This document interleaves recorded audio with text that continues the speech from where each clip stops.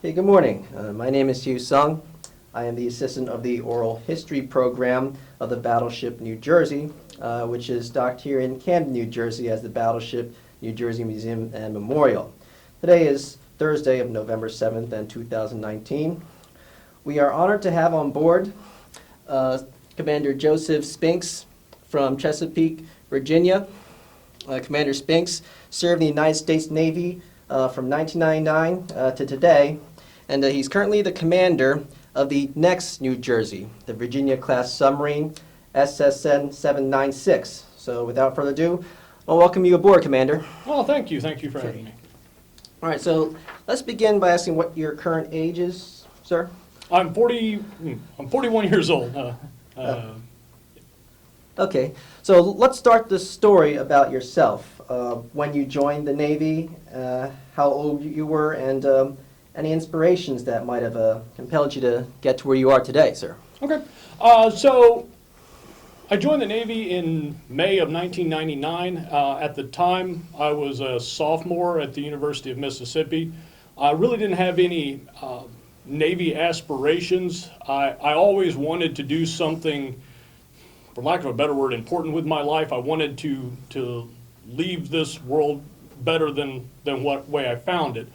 So I was always open to military service. But while I was in college, I was approached by a Navy recruiter who pitched me the Navy nuclear propulsion program, which time for a 20-year-old kid, that seemed like something pretty cool to do. So I decided to apply. I was accepted.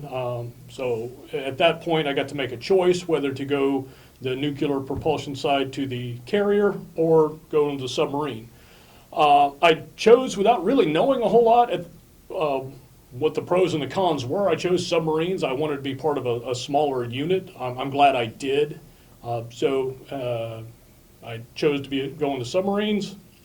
So I graduated in 2001. I went to officer candidate school.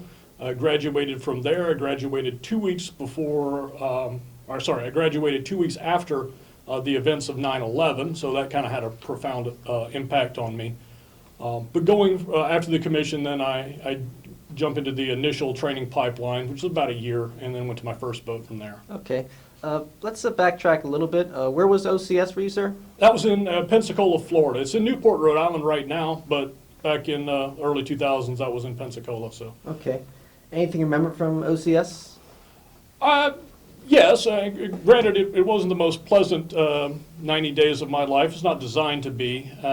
So I do remember getting indoctrinated into the Navy, learning, how to wear a uniform, what the protocol is, Navy terms, Navy history, that sort of thing. A lot of working out, running associated with that program as well. But again, as I mentioned before, what really stuck to me was, like most people that were alive on the events of 9/11, they remember exactly where they were. And so I was 2 weeks away from graduating. And so at this point, I'm one of the senior officer candidates there, senior being a relative term since I've only been there for about 11 weeks. But I was helping usher the new class in through medical, so I was taking those guys through to make certain they got to their appointments on time. And it was in that waiting room was when the TV was on and we saw the events of 9/11.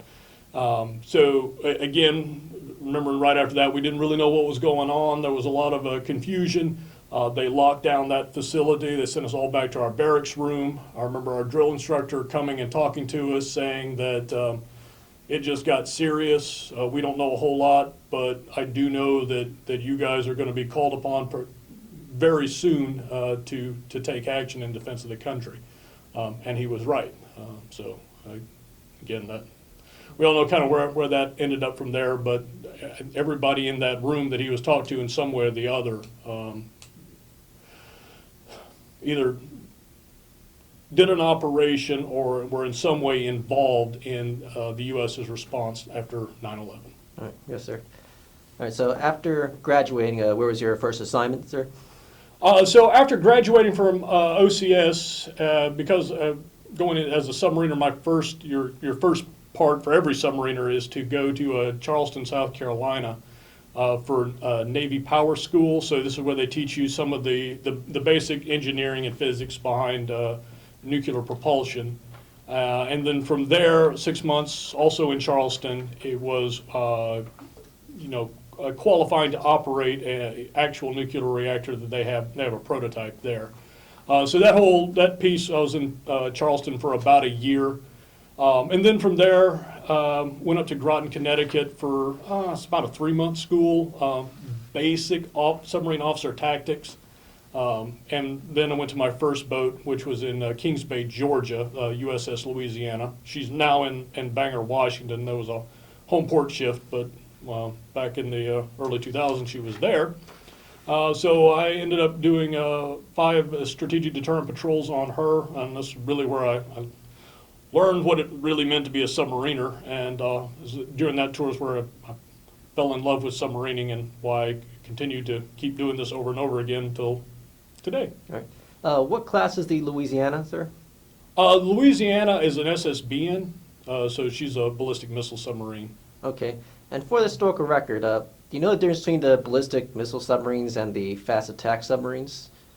Yes. The ballistic missile submarines are a keystone of our strategic deterrence. So they go underway with the ability to retaliate in case of a first nuclear strike against this country.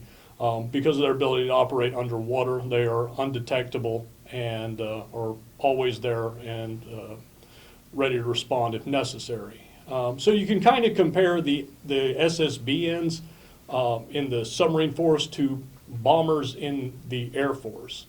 So then the fast attacks you can kind of compare to the fighter craft. These are a little bit smaller submarines, they're faster. They're designed to really attack other submarines, adversary surface vessels. They're capable of other mission sets, including cruise missile strikes, special forces, insertion or recovery, intelligence, surveillance, and reconnaissance, to name a few. All right, sir. And when you came to the Navy, all the submarines were nuclear by this time, right? There were no conventional left? Right. All submarines this time are nuclear powered, even to this day. So we had, I forgot the exact date, but we did keep a couple of conventional diesel powered submarines around for a while. But really after about the 50s, going into the 60s, we really converted the submarine force into nuclear propulsion. It does provide it gives almost infinite endurance. With the nuclear reactor, we have all the power we ever want, all the propulsion ability that we ever want. It provides the power for us to turn seawater into fresh water for drinking. Really the only limit to a submarine's endurance is the amount of food we can keep on board. All right, sir. So after the Louisiana, where'd you go next, sir? So after Louisiana, in a submarine officer's rotation after a sea tour, which is about 3 years, we'll rotate to a shore duty. For my shore duty, I went to Monterey, California to the Navy's postgraduate school. I picked up a master's in mechanical engineering there. And then after graduating from the postgrad school, I went to the Submarine Advanced Tactical School, which is part of your normal progression before you come back on board for your second tour. So I went to my second tour on the USS the Springfield. She was home ported out of Groton, Connecticut. I was her navigator for about 3 years, deployed to the CENTCOM area of responsibility, did a couple of mission sets out there before taking her back home. Okay. And this was also submarine, right? Absolutely. So Okay. everything I've ever been on for a sea tour has been on a submarine. Some career officers have gone back and forth, but I've been a straight submarine driver my whole life. Okay. Was she like a Los Angeles class? Los Angeles class, yes. Okay. Sorry. All right, it's all right, sir. All right, why don't we talk about your various deployments? Anything you remember from your first deployment? So my first extended deployment was on my second tour on the Springfield, and that's where where we deployed to the CENTCOM AOR. And so what I really remember about that, that deployment was my commanding officer at the time was Commander Rick Panlilio. He was hands off in a good way. He was not micromanaging, and he, for all of his second tour officers, which there's 3 of us, he really let us, especially in the preparation for that deployment, train up our guys exactly the way we wanted to go get done what we needed to get done. It wasn't scripted, it wasn't predictive. He gave us a lot of bandwidth to be able to do that. And so just taking that group out that I was responsible for having trained, working together, we did 3 mission sets, doing operations, supporting various interests vital to national security. Unfortunately, about as detailed as I can get on that. Right, no problem, sir. But just doing those missions with those guys was incredibly rewarding, and that was one of, if not my most favorite time as a submariner. But in general, I enjoy getting underway. Getting underway with just a small group of sailors that are no kidding, are elite. That these guys understand that when we get underway, we're all alone. There is no help. We're forward deployed underwater. Nobody knows where we are. We've got, and that can definitely motivate you to learn your job and do it well. If you know that the guys next to you, not exaggerating, their very life depends on your ability to do your job well.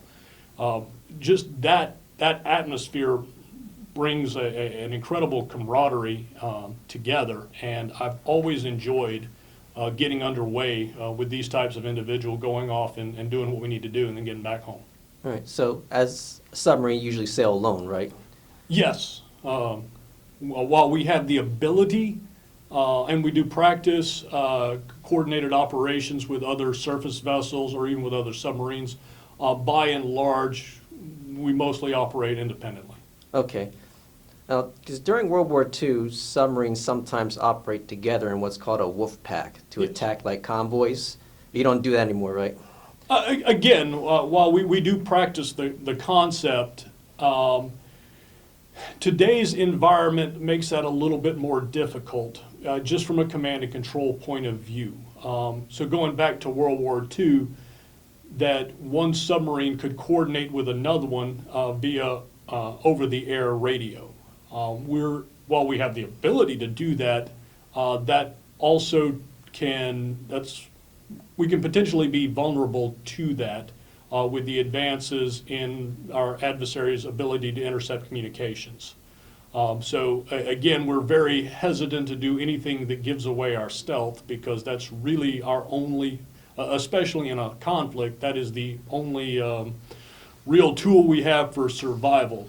Submarines are not heavily armored and don't have a lot of the defensive weapons that surface combatants have. So again, stealth for us is life, and we try not to give it away. That being said, we do practice that concept if we are ever in an environment where those types of transmissions are feasible to make. Okay, understand, sir. All right, so while we're on the topic of deployment, any ports you remember? Yes, I've been to a bunch. Probably my favorite, well, it's hard to pick a favorite, but so I've been to Rota, Spain, Toulon, France, Diego Garcia. It's an island in the Indian Ocean that there's a joint British-U.S. base on it. Been to Bahrain, out in the Persian Gulf. Let's see, Seychelles. That's to name a few. Probably the one that sticks most in my mind was Toulon, France. I think that was I actually was picking up my submarine there, so I was flying from the States. So I flew into Paris and then took a train down to Toulon, Trying to navigate the French countryside as an individual that doesn't speak more than like 2 words of French was challenging once we got out of Paris, but I made it. But just the French people there were so receptive to us, so welcoming, just them taking us around, showing us their country. Was a marvelous experience. But again, I've seen that across the board. And that's one of the things that I enjoy about my job. That I was born in Alabama. I grew up in frankly the middle of nowhere. Couldn't even see my next door neighbor, and I can imagine that had I not joined the Navy and gone off and done all of that, that my perspective of the world of life would be incredibly small. But just everywhere I've gone, whether it's been on the submarine going into ports, or when my most previous staff job was at U.S. Strategic Command. So I flew out for 10 days out to South Korea, engagements with the British. Just meeting all of these our foreign officers and foreign allies, learning about what they think is important, not how the U.S. And our interacts and supports our allies. Significantly broadens your perspective on life, or at least I found it so. Okay. How was your interaction with service members from the other nations? Oh, across the board, always positive. So between Navy postgraduate school, I guess the biggest interactions I had was at the Naval War College, which was that 2014? No, sorry, 2015 was when I was at the War College. Being able to learn from them, finding out how they handle things, especially other nations that have submarines, what is, being able to talk to them, what their experience are like, compare them to my own, and just, see how, in a lot of ways, we're very similar, but in some areas different, and so it's really interesting and unique to engage with them on that level. All right. Yes, sir. You did any exercises with them? I have. I've done a couple. Let's see. Probably the most, again, going back to foreign ally engagements. Well, we were doing an exercise with a Brazilian submarine, and on my boat we did a crew swap between so we sent a couple of our officers over to their submarine. They sent a couple of their officers to ours, and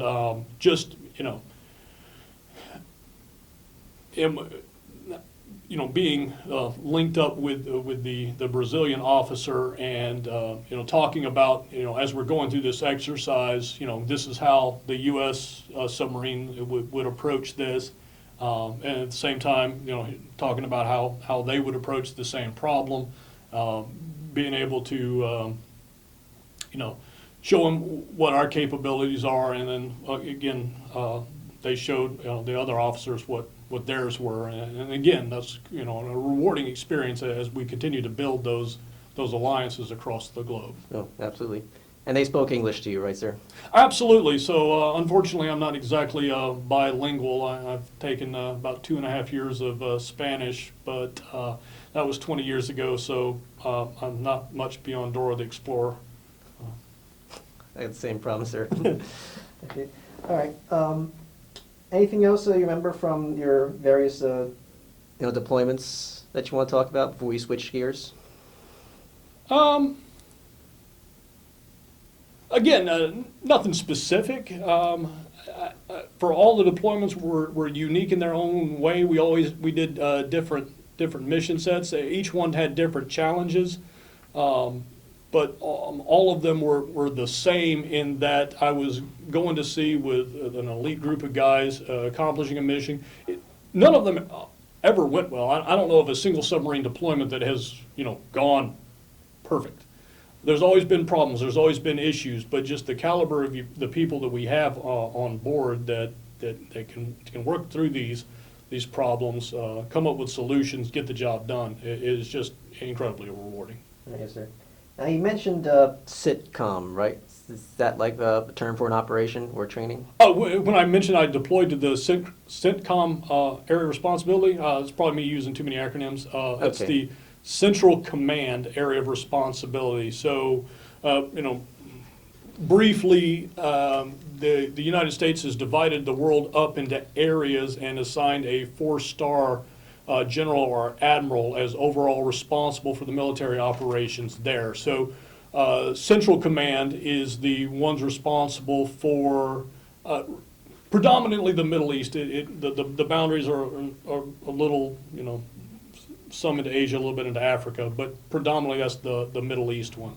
So when I said I deployed to the CENTCOM AOR, that's really the Mediterranean, Red Sea, Persian Gulf, Indian Ocean, doing operations over there. Okay, just for historical record, so somebody watching this would Sure. understand. Kind of Yeah. like PAC-X or a Pacific Exercise. Right, yes, I'll try to keep the acronyms to a minimum. Not a problem, sir. Okay, so let's talk about life on board the submarine. Remember you said normally sail like alone, and you were a lead group of crew. Yes. Yes. How's the interaction between like officers enlisted and NCOs? Again, like I mentioned, that we're a close-knit group, and we work, closely, both in the metaphorical sense and the physical sense, with each other. I mean, we're packing about on a underway of roughly 150 guys on a really small tube. There are people everywhere, and so you get to know these people pretty well. And I appreciate that interaction of that. Equally as important as rank is the respect that you get from demonstrating that you can do your job. Because as I mentioned before, we're all counting on the guy next to him at whatever level, from the commanding officer on down, to do their job, or that potentially operating a steel tube underwater is not not the most benign environment for human health. Let's put it that way. Yes, So again, because you're counting on the guy next to you so much, it does lead to a very close-knit group. Officer to enlisted, enlisted to enlisted, officer to officer. It doesn't matter. What matters the most is how well you do your job. All right. I noticed you mentioned guys. So are they all males in submarines this time? So now, no. So when I was mentioning all guys, this was I was discussing the specific events then. So when I was on my first boat, Louisiana, it was all male. When I was on my second boat, Springfield, again, all male. The Navy has begun integrating the submarines, bringing female officers on board first, and then bringing female enlisted as well. So my third tour, which was the XO on the Florida, an SSGN out of Kings Bay, Georgia, we were integrated with female officers there. So the New Jersey, which I currently command, we are starting the process of integrating her. I get my first female officer in February, and there's still a matter of working out the timing details, but eventually, hopefully sooner rather than later, we'll be integrating at the enlisted level as well. And the New Jersey will be the first fast attack submarine that will integrate officers and enlisted. Okay. Do you remember crossing the equator? I Okay. have Okay. a couple of times, yes. All right. Do you still do the shellback ceremony? We do. Oh, okay. We still, it might be a little bit tamer now than stories you may have heard from older sailors. But again, we do a lot of the same type of things of having this ceremony and, designating one of our crew member to be Neptune and dressing up, going through that whole ceremony and, prostrating ourselves before him and going through his trials, yes. We still do that. Okay. So, and I did that, the first time I did that was back when I was in the Springfield, when I deployed, when I was my second tour. But then I crossed the equator several times after that on other ships. Okay. Yeah, I think I've heard them all from the guys we interviewed. Probably so. Yeah. It is definitely a more memorable day, Okay. if you will. There's no more like whacking, is there? Or do they still do that? Because they used to hit the polywogs with fire hoses. They don't. Do that Okay, yeah. anymore. So just in general, yes, we in the Navy have decided that, and decided rightfully so, that behavior like that has no place in a professional organization, an organization that could be called upon at any time to go to war and kill our adversaries and break their stuff. So no, we don't whack. Again, and this practice was gone even by the time I got in. Once you were awarded your submarine dolphins, indicating a level of competency in the warfare area, these used to be pinned on without the little tabs behind it, and then the crew would come and basically tack it into your chest.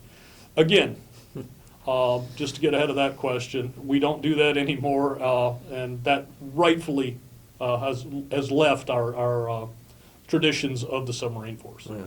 That's actually something I haven't heard of before. Oh, tacking the dolphins? No, that's that used to be a thing. Okay. Probably some other interview we might have picked it up, but Yeah.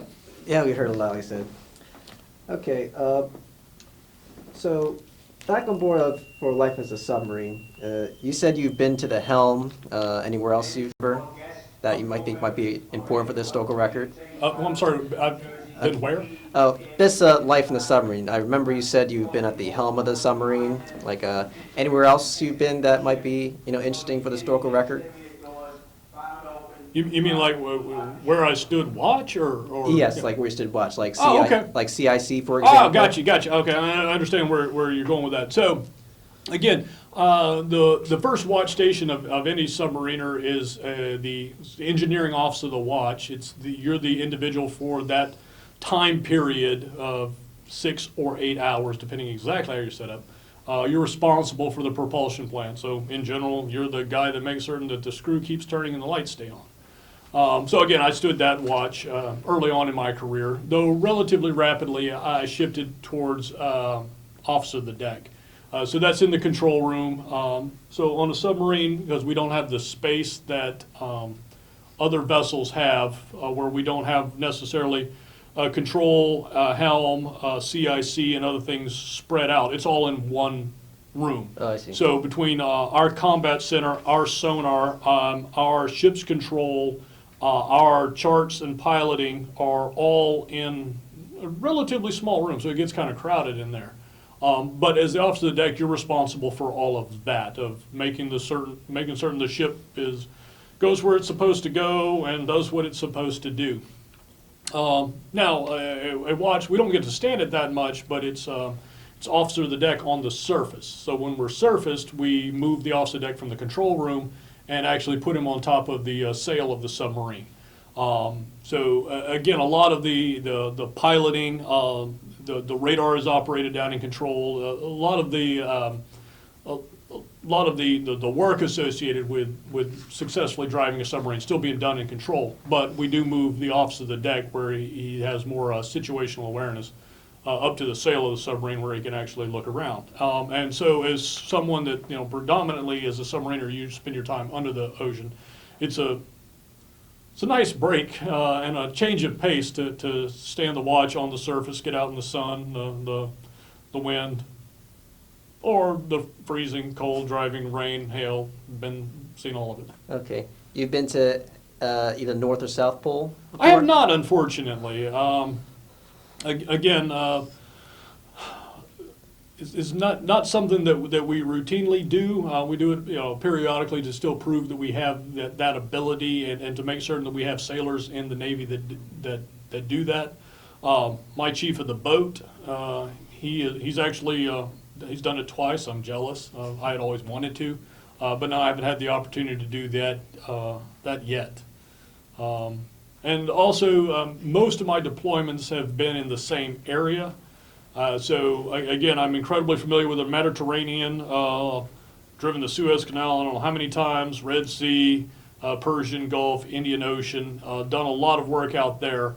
Unfortunately, I haven't gotten the experience to even head up, north up past Greenland and Iceland or out in the Pacific. So. Okay. Been through the Panama Canal? I have not. Okay. No. Again, we do send submarines through there sometimes, but it's also about as common for us from east to west is to send them up, actually loop around north of Canada and go up under the ice that way. All right. How about Pearl Harbor? You've been there? I have. I haven't been stationed there, and I haven't, been assigned to a submarine out of there. But I pulled into Pearl Harbor a couple of times just for a repair. I was out in the Pacific once, so I had to pull into Pearl Harbor to do an emergent repair. And then I was temporarily stationed out in Pearl Harbor for about 3 months to do the submarine command course. It's a school that we have to go through before we become XOs or COs. Okay.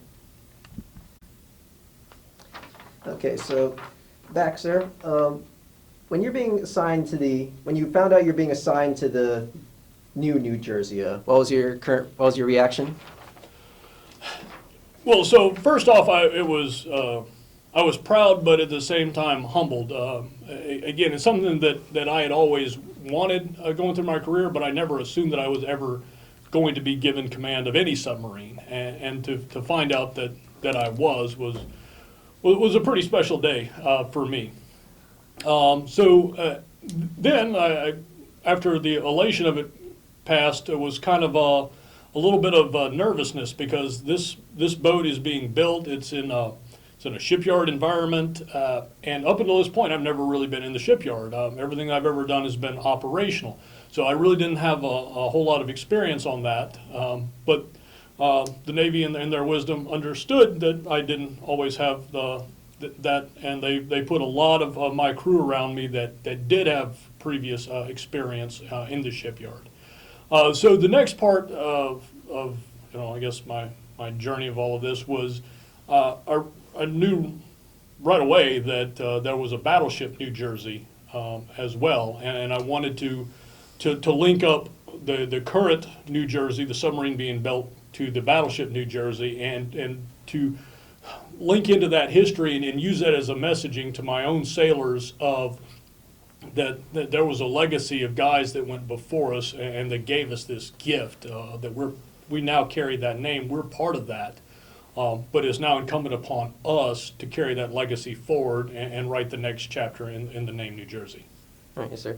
Do you remember how you were approached the news that you were going to become the commander? Typically the way it works in the submarine force is that an admiral in your current chain of command, a submarine admiral in your current chain of command, will notify you of your assignment. So at the time I was working at Stratcom, and Admiral Bill Houston was working there as well. I didn't work directly for him, but he was the submarine admiral at Stratcom. So he gives me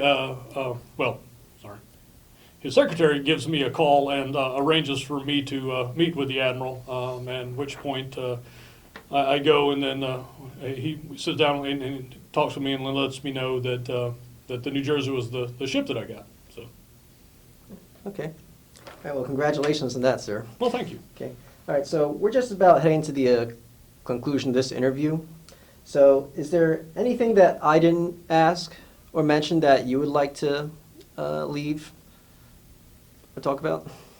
No, I think you asked a bunch of great questions. The thing that I want to leave here with, though, is it's kind of, I alluded to it a question or two ago about the legacy. I'm incredibly proud to be the CEO of the New Jersey, and I'm incredibly proud of what New Jersey, the battleship, did for this country. And I'm looking forward to completing the construction of the New Jersey, getting the New Jersey, the submarine, underway, so we can continue writing that history of what the name New Jersey does as a U.S. warship in defense of our nation. So thanks for having me. All right, absolutely, sir. All right, so this can conclude our interview. So first of all, Commander Joseph Spinks, I want to thank you for your service and taking the time to join us on the Battleship New Jersey BB-62. Once again, congratulations on being the commanding officer of the next New Jersey, SSN 769. So once again, my name is Hugh Sung. I am with the Oral History program here at the Battleship New Jersey, docked here in Camden, New Jersey. And today is Thursday, November 7th of 2019. And our interview guest once again is Commander Joseph Spinks.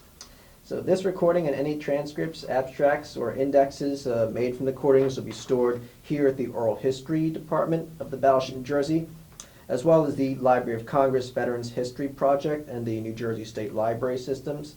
All recordings will be made available to writers, researchers, teachers, and historians. And my name is Hugh Sung, signing off.